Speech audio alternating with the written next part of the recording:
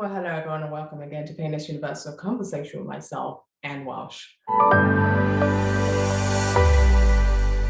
Are you recruiting? Are you out there thinking of what next to hire, retain the best talent out there? The pandemic has taught us that recruitment is no longer the same. Things has dramatically changed. The way we employees see work has changed.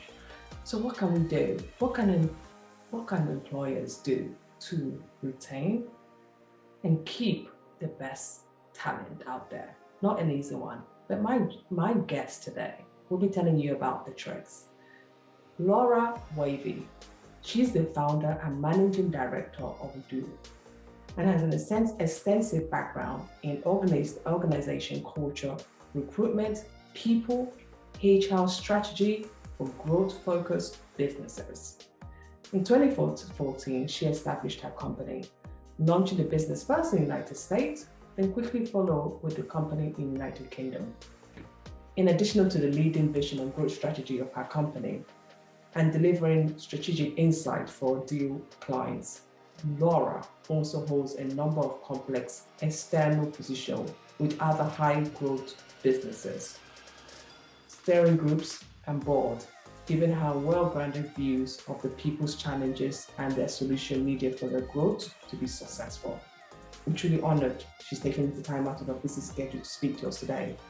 Not only to speak to us about what she does, but challenges facing recruitment in today's world. Post-pandemic, a lot of people are struggling to recruit and retain the best in class. But she will tell us the journey, what to do, and how to overcome that pain. Meet my amazing guest, Laura, as she shares her story. Well, hello everyone and welcome again to Painless Universal, a conversation with myself, Anne Walsh. As I said in my introduction, this conversation is all about, are you a HR boss? Are you recruiting? Are you struggling with the pandemic? It's got you thinking of new ways of recruiting staff, retaining staff as well. But not just recruits, we're retaining individuals. But the mindset of so many people has changed since the pandemic. A lot of people has decided that this is where they want to be. They don't want to go back to the office, or when they're back in the office, they want things to be different. How are you coping with those challenges? As I said, my guest today, Laura, she'll be telling us about these issues, how she started her business, and what next in this current world. Laura, how are you? Thank you, Anne. That was a lovely introduction. I'm good. Yes, I'm good. Honestly, your job, what you do, it is so high in demand today because so many people are at that position right now where they're confused about everything. Yeah.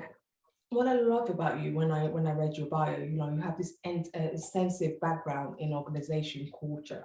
So it's something you're very particular about, the culture, the recruitment, people, I like that, people, and HR strategy for growth, to help businesses to focus on their agenda on things that matters the most, right? Yeah. Before we get started into any of that, who are you?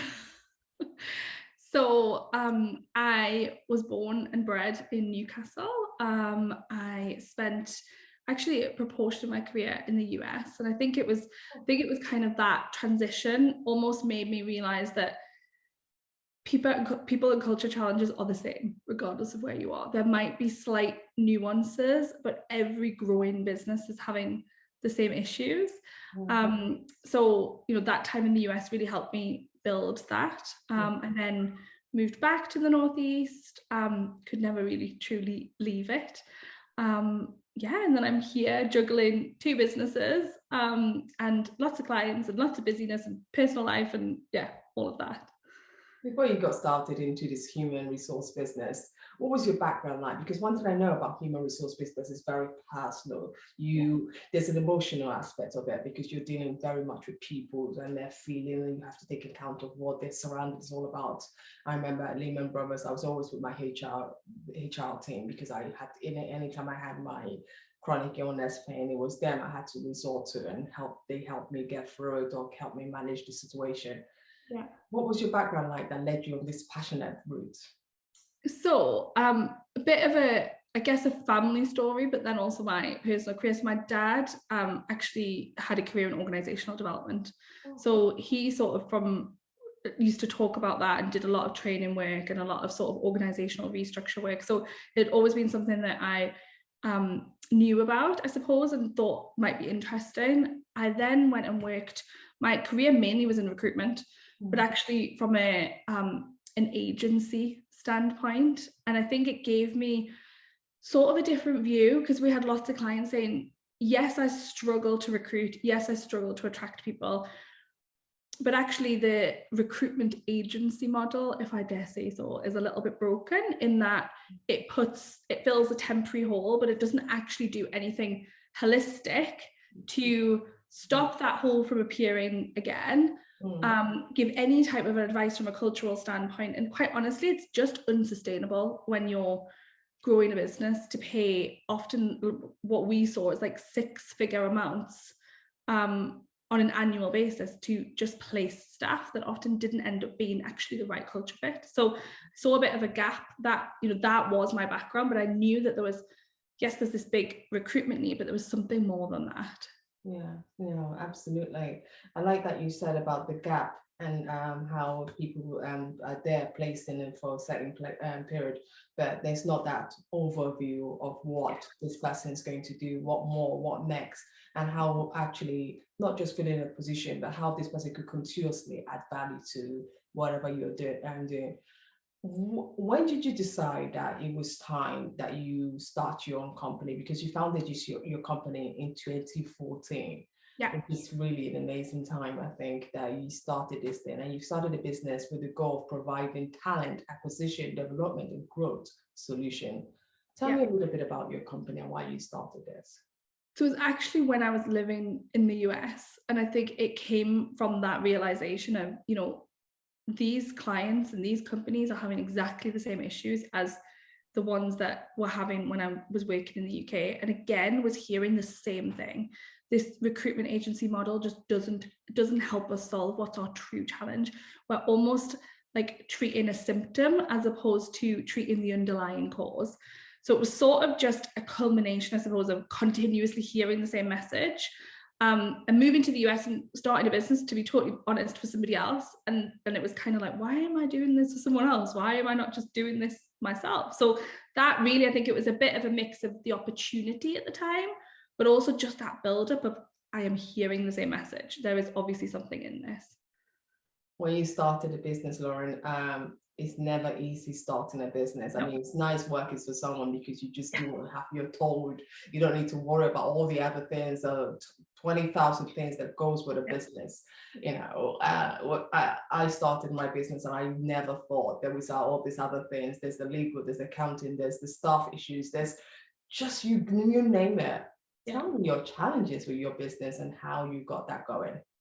I think one was starting it in a country that, to be totally honest, I didn't know if I was going to stay in so long term.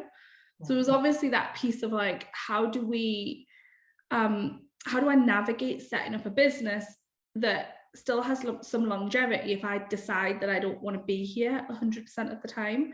So I was having some of those conversations up front, which was a little bit weird to have with clients, but I kind of just, I think, overcame that by thinking about, if you provide the right solution and there's the right relationship there, clients will follow you. They are open to doing more creative things. So that was definitely a challenge. I think the education piece, probably the biggest challenge that I came across, because at that point in time, people weren't really talking about culture. It wasn't really a thing. People were talking about it in Silicon Valley, and big tech giants were starting to talk about culture. But organizations outside of that didn't really know what culture meant. And although they were asking for different solutions, there was a comfort level with using recruitment agencies, with following really traditional HR strategies, because that's what they've been doing for years. So it was almost like we couldn't go in and just sell. We had to do an education piece up front and almost say to people, listen, I need you. I remember one of our very first clients when I moved back to the UK. And I was asking them to spend money ahead of seeing results from me. And they were used to paying a fee for a candidate if they got placed. So it was a very different model, even from a revenue perspective. And it was really difficult because I was almost just saying, you just need to trust me that this will work. And luckily they took the plunge and they did it. But it was an education piece. And I think it was only the early adopters that sort of wanted to take that risk initially. So it was figuring out who they were. That's interesting. That's interesting. Now, you've seen some of the HR lessons learned from the waves of, 2020 started a big wave of the pandemic, and then so much was going on. The way you just talked about the difficulty in recruiting, the way people saw it. When this wave started in 2020, what was initially in your mind, and how did you get communicating to bosses that this is culture needs to change, and the way we do things before now needs to change? Yeah, I think first of all it was, how do we, because obviously since 2014 we've grown, and actually now the side of our business is much more culture driven than recruitment per se. So it was really just, how do we support our clients through this? How do we create? So it was almost about going back with them and saying, okay, let's look at your culture at the very grassroots. What is it there that's not dependent on physical work location, is not dependent on individuals working in an office together? Like, what are some of those things that we could take? And when we move to work from home structure, which obviously initially we thought was going to be really short term, so it was almost like moving with it, we thought it was going to be 2 weeks, then we thought it might be a month, and so that was the immediate thing, was how do we build some habits, some rituals into your culture that can be replicated on a virtual basis? And then obviously as time went on, it was like, okay, how do we move these from being short-term strategies to actually something that you could do for the long term? And now we're right back at the other end of it, of like hybrid working, and how do we actually build a culture that's hybrid, that you still have some of those cultural rituals for the people that are not in the office, but that the people in the office have an equal experience, albeit it might be very different. That's interesting. That's really good. So do you think more companies are supporting disabilities of employee compared to before COVID started? Do you think there's more sentiment about it? For sure. I remember having conversations with multiple different clients where they were like, if people work from home, won't they just like watch Netflix in the background and do their washing and be cooking the dinner at the same, like that was the thought process. Whereas, now it's like I think most businesses have learned that people can be as productive, if not in some cases more productive, working from home. So there's definitely, I think, been a shift in thinking. And I think for some clients, even if they don't really like it now, they have to get on board with it because their competitors are doing it. So if they're wanting to recruit people, they've got to offer some sort of work from home option or a flexibility option, because if they don't, they just can't compete with the competitors that are. So it's interesting, there's sort of two camps. I think some people who still don't like that concept but are kind of begrudgingly getting on board with it because they have to, and others that have sort of seen a totally different way of working. Yeah, no, it is totally, it's still a difficult thing to balance, because sometimes you think if we are in this room together, I think this is the idea of company, is that we're in a company together, we just share ideas. But Zoom has made it easier, but there's that still personal thing. And that was always my fear as well, is that if people work from home, what are they doing? Are they really actually working? But you are right. People actually do work because there's more time, rather than that commute drive to go into work. They're spending more time to do what they have to do, and giving more to the job and less tired as well. So there's always a balance in that. And I found that in terms of recruiting top clients, one of the things I've always been afraid of right now during the pandemic is, are we still going to be able to recruit those top talents? Has social media played a good role in helping to recruit those top talents? And what are you seeing, and what advice are you giving to people? Yeah, I think for any of us that are on LinkedIn, over the last few months, like we're all getting more and more LinkedIn messages than ever before. Like whether that's recruitment messages, marketing messages, sales messages, I don't think I've ever had as many sales things that I'm getting right now. And I think what people are realizing is there has to be another tool. You know, people used to use LinkedIn as the predominant tool when it came to social with regards to recruiting people, and actually there's now has to be other ways to do it. So we are seeing people embrace more of that, you know, doing more on platforms. I think you and I met through Instagram, you know, more platforms like Instagram that previously really didn't have a business side to it. They're doing more on that, and they realize they've got to show more about their culture. You know, it's not enough now just to post a LinkedIn job and hope that it stands out, because there's so many people recruiting. Yes. You've got to give people, we were just talking to a client yesterday, and I was sort of saying to them, you know, your website currently gives me, I cannot even picture myself working at the business because there's nothing to show me what a day in the life would look like. And that's really, I think people are wanting now, like, what does that story feel like? What would it feel like for me to imagine myself in that role? And if you're not putting out content that shows somebody that, they are going to seek out content where they are, because there is just so much, there's just so much around. And it's thinking about just lots and lots of shortcuts. You know, we've got some clients where it's practical stuff, like they actually now give preliminary offer letters even before a final interview if they think that they're going to offer somebody, to show them that they're serious, because people are just getting 5 offers at the same time. So it's all the time just thinking of like these little things that you can do that just puts you ahead of other people, because the market's so competitive. Yes, and social media, I mean, LinkedIn is beautiful, it's a lovely platform, but sometimes it's not. I think a lot of us are very visual. You know, you buy anything, you look at it first. But LinkedIn is very content-driven, written text. So a young person who's looking for a job needs that new way of thinking, because their eyes is constantly on beautiful pictures like Instagram, Facebook. They need a beautiful way of presenting that job that makes it attractive to them, that this is something that, oh, even there's no kind of, was they're still using the traditional way. I mean, before we had this conversation, I was looking at some jobs on LinkedIn just to understand what the market is like in that sector, in different sectors, and seeing what other people, because I wanted to have this conversation with yourself. And I noticed it's still the traditional way of things I saw when I was in university are still the same way. The jobs are still described today. And I think the world has moved on. And how are you also encouraging them that when they take on this kind of responsibility, that they should help to approach the younger generation? Because the younger generations, their minds are not like, I was programmed like that, because that's how, even at university, that's how the job description used to come to us. I saw it that way, but now it's no longer done this way. So how are you teaching companies to better understand this new word format of looking at things?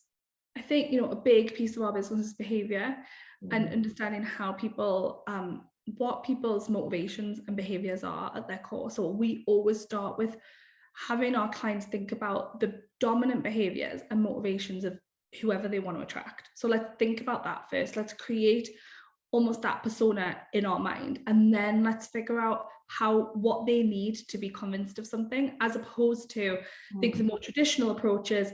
As a business, this is how we recruit.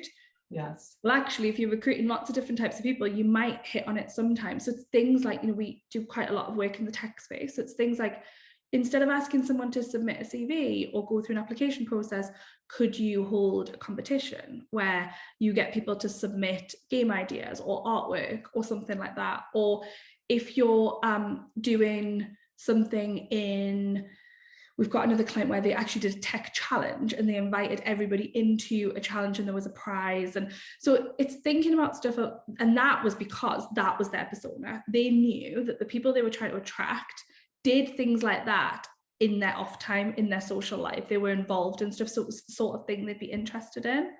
It's just little, and it can be really small tweaks. It could be, you know, if you know you're looking for somebody who's quite big picture, don't write a job description that's like 10 paragraphs long, because the likelihood is they just want the vision. Give them something that's 2 paragraphs and then tell them to get in touch. So there's all these, but it's ultimately about thinking about that persona at the end. What are they motivated by? And then how do you do something that motivates them? So, you know, we're now in the 3rd year of the pandemic, and since this whole thing has all started, and literally I can't believe that this is going to be the 3rd year that we've been in this thing. And it's dramatically changed a lot of things. Like we just talked about it earlier, how it changed the way people work. What changes do you think when you think about it and you've advised people and you've seen things progress? What do you think will be more permanent in that is here to stay? That there's nothing we could do about it. This is here to stay. It's almost like the pandemic is here to stay. So what else do you think is here to stay?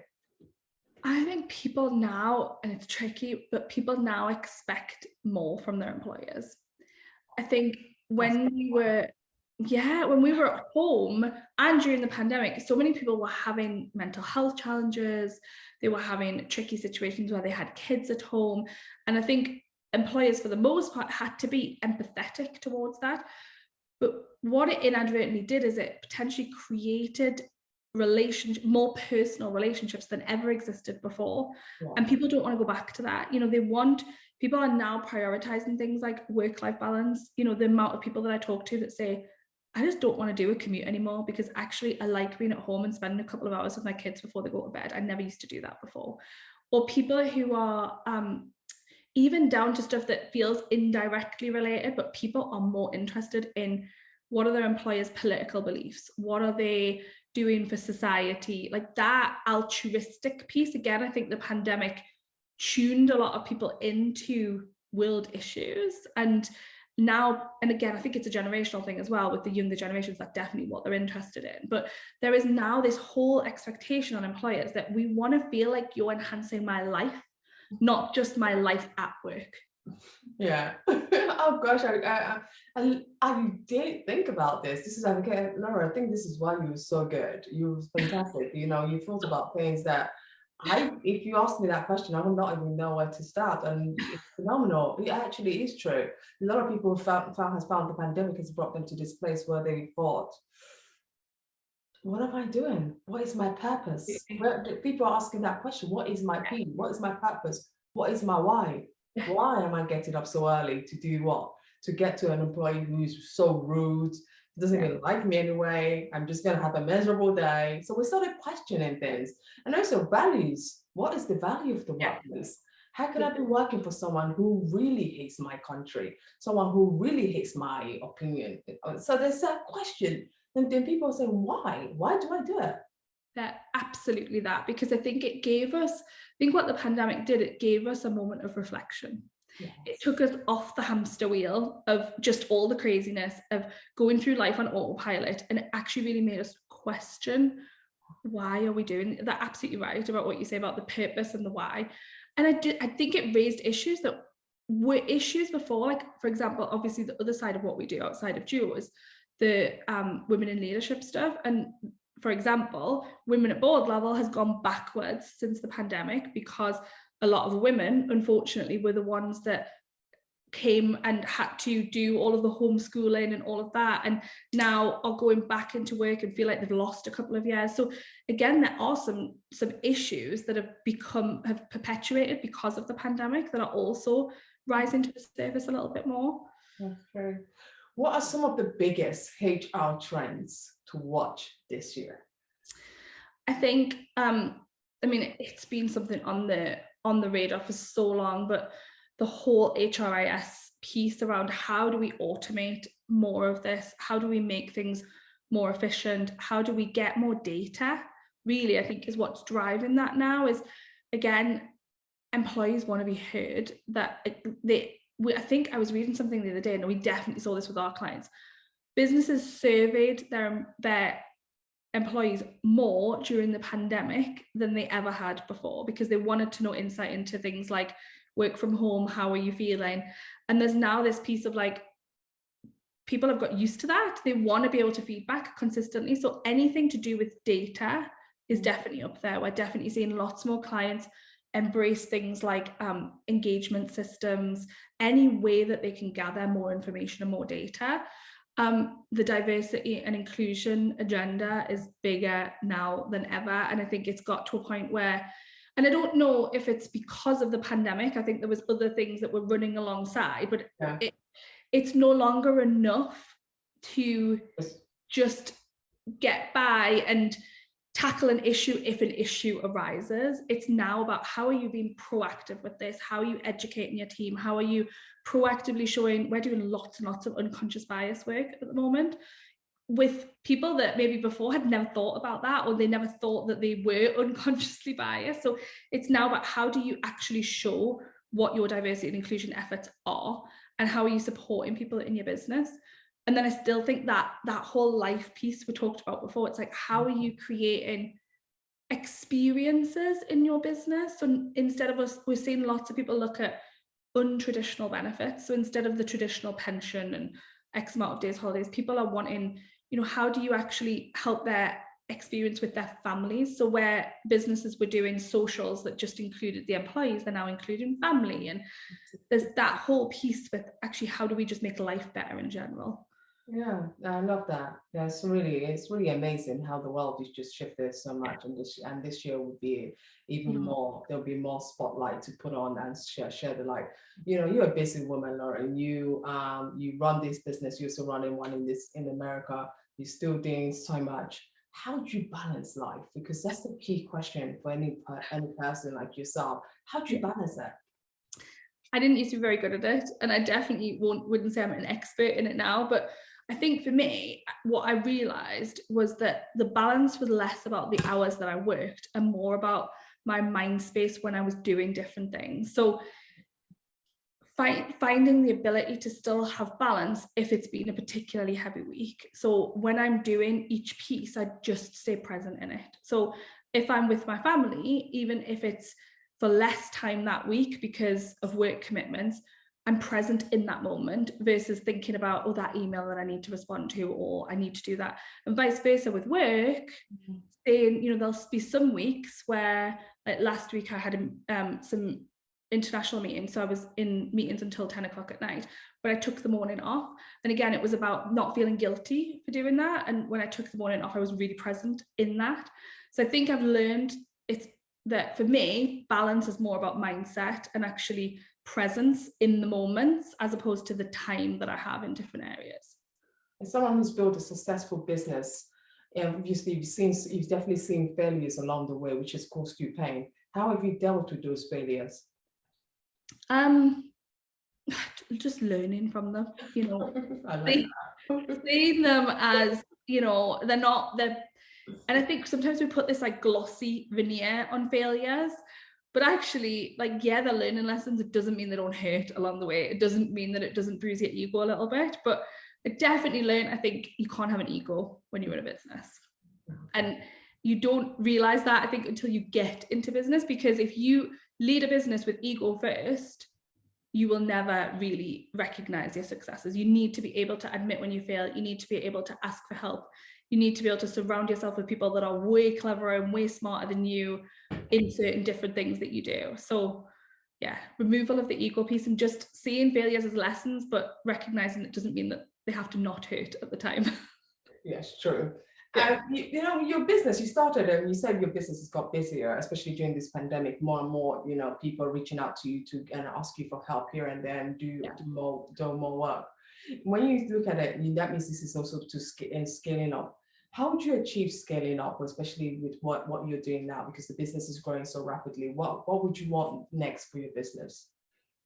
We're productizing a lot, and I think we sort of realized that you can only scale so much when you're delivering a service, and especially because a lot of the consultancy work that we do, clients want either me or Sarah, who's the other director in our business, and you can only be stretched so thin. And we actually also realized, and again, I think it comes back to the ego piece, that sometimes we felt like, we couldn't possibly deliver that service via an online product. They need us. And actually, when we looked at it, we were like, there is a lot of things that we could do that way. So actually productizing so that we've got some stuff that people can just buy off the shelf and appeals to businesses that maybe don't have a budget to work on a full consultancy project. And we're doing lots of one-to-many stuff. So again, instead of doing one piece with one person in the organization, putting groups of people together or committees together or people together on a group program, so that you're maximizing the time that you've got with them in the room, but you're touching a lot more people. So I think just looking for us currently, it's looking at different revenue streams and not just thinking about trading time for money, but actually what are some of these other things that we could do that will bring value to our clients, but in a different way. If you could, if my final question, if you could advise your younger self, Laura, this is your younger self, damn magic, you're 16 again, what would you tell your younger self? Oh, wow, that's a good question. I think to work hard for sure, to worry less, and to trust the process. Because I think when you're young, you want it's almost like that immediate gratification piece. But actually, if you trust the process and you follow the actions and believe that it will happen, it will eventually happen. But you've got to trust the process. You can't, unfortunately, these people that say you become a millionaire overnight or you grow a business by only working 4 hours a week. I'd love to know what their business model is, but it's just not true. And I think, you've got to trust the process, put the hard work in, and it'll work out in the end.